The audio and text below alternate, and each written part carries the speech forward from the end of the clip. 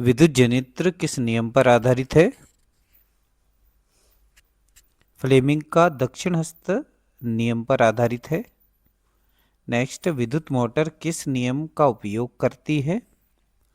Fleming का वाम हस्त नियम पर आधारित है। नेक्स्ट क्वेश्चन, विद्युत चुंबकीय प्रेरण के खोजकर्ता कौन है? Michael Faraday. विद्युत धारा के चुंबकीय प्रभाव के खोजकर्ता कौन है? हंस क्रिश्चियन ऑरस्टेड। विद्युत मोटर का कार्य सिद्धांत चुंबकीय क्षेत्र में रखे धारावाही चालक पर बल लगाना इस पर कार्य करती है।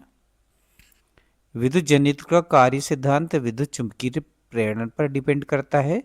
दो चुंबकीय क्षेत्र रेखाएं एक दूसरे को प्रतिच्छेद क्यों नहीं करती है? क्योंकि कटान बिंदु पर दिक्सूचक की सुई दो दिशाओं को इंगित करेगी, जो असंभव है। परिनालिका के भीतर चुंबकीय क्षेत्र की प्रकृति एक समान और समांतर सीधी रेखाएं होती है। विद्युत चुंबक का बनाने के लिए प्रयुक्त पदार्थ नर्म लोहा। लघुपतन का कारण क्या है? विद्युतमय तार और उदासीन तार का सीधे संपर्क में आना। घरेलू परिपथ में लाल रंग का तार विद्युतमय तार कहलाता है। घरेलू परिपथ में काले रंग का तार उदासीन तार कहलाता है। घरेलू परिपथ में हरे रंग का तार भूसंपर्क तार कहलाता है। विद्युत फ्यूज का सिद्धांत विद्युत धारा का ऊष्मीय प्रभाव पर निर्भर करता है। सीधे धारावाही चालक के चारों ओर चुंबकीय क्षेत्र की दिशा ज्ञात करने का नियम क्या है? दाहिने हाथ के अंगूठे का नियम।